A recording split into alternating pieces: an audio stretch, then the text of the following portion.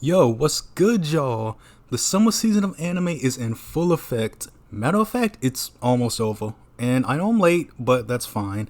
In a way, it's kind of giving me a way to weed through some of the shows and pick out the ones I like and the ones that didn't make the cut. So, to start, why don't we run through some of the shows that are on the second season and that are trying to make a name for themselves? I'm sorry, forgive me, I had to. First off, probably the most anticipated show this season, Ocean Season 2. It's easily a must watch for just about everyone, but at the moment I've skipped over it just because I'm reading the manga. From the few clips I've seen, the animation is absolutely on point and seems to add to the overall experience, maybe even more than the manga does. I remember the play having some pretty good character moments involved for everyone, so it should be a fun watch. TLDL, Akani's best goal. Fight me. Next, we got Spice and Wolf. Technically not a sequel, but it is moving into its second part, which wasn't animated in the original series, so it's great to finally be able to get that full story. So, if you want to learn some economics and chill with Holo, who is probably a generation's furry awakening, it's a must watch for the vibes alone. And to cap off my sequels, we have Tower of God Season 2, and I'm gonna be honest, I'm not enjoying this one as much as I did the first season. In the first season, the biggest draw for me was the secrets of the tower and the unique animation, but it seems like almost everything is a downgrade currently. You know, personally, I don't find the new characters interesting, and it just feels like they've been doing not much, and they're having these huge leaps in time. We'll see if that change in perspective ends up paying off, but for now, for me, it's just been a letdown. Anyway, moving on to some of the newer shows this season, let's start with my dear friend Nokotan. We've all seen the memes.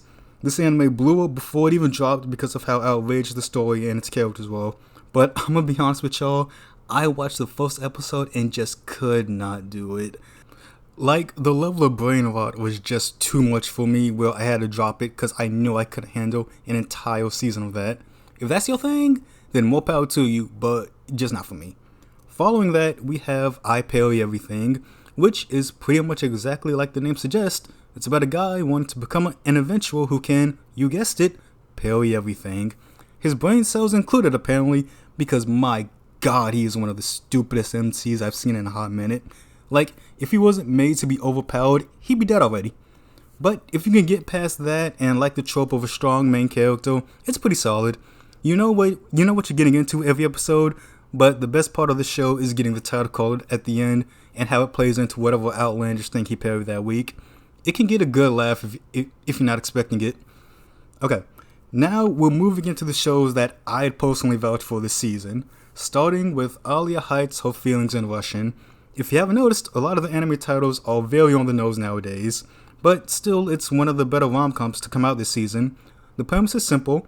It's a tried and true romance with a tsundere lead that speaks in Russian whenever she wants to express her true feelings to her love interest.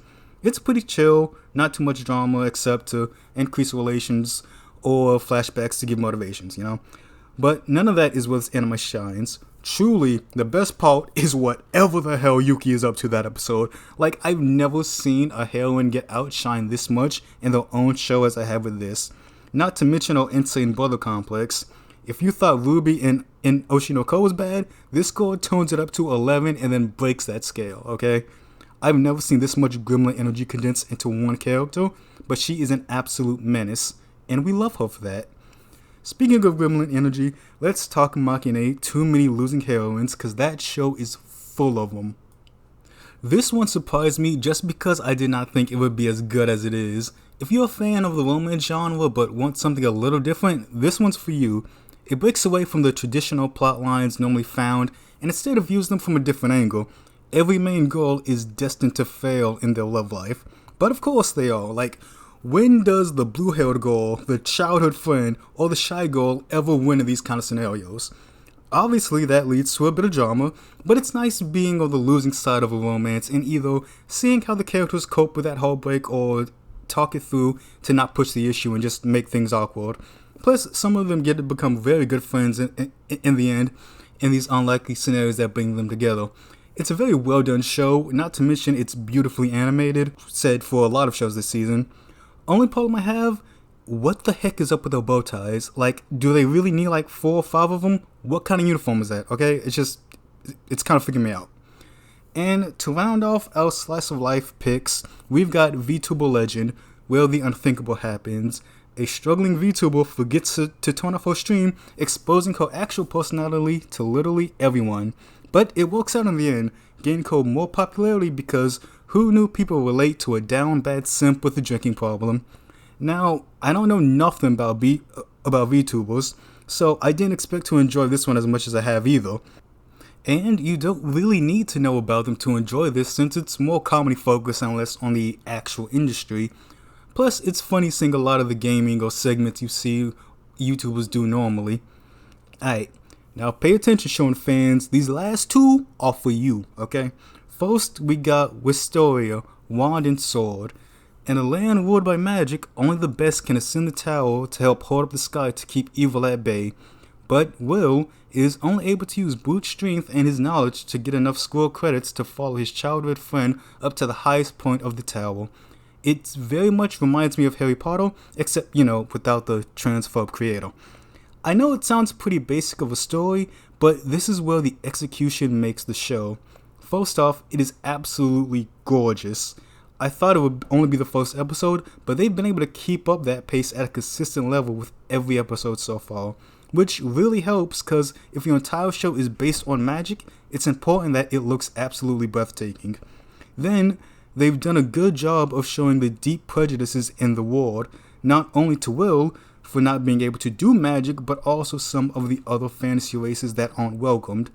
If they can continue this up, it's definitely going to be something to look out for this season and future seasons as well.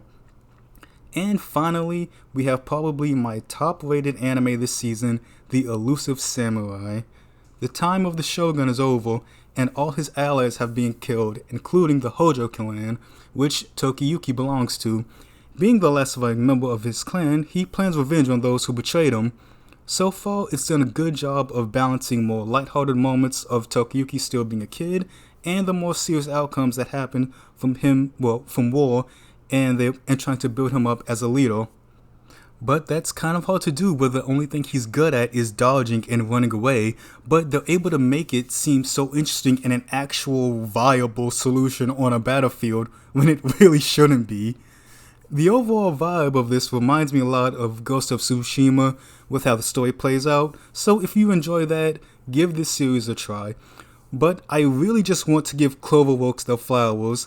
They have a track record of visually stunning anime, and this one is no exception. Sometimes I feel like they're kind of overlooked even, a lot of people love to bring up UFO Table when it comes to animation, but Cloverworks is right there with them in my book.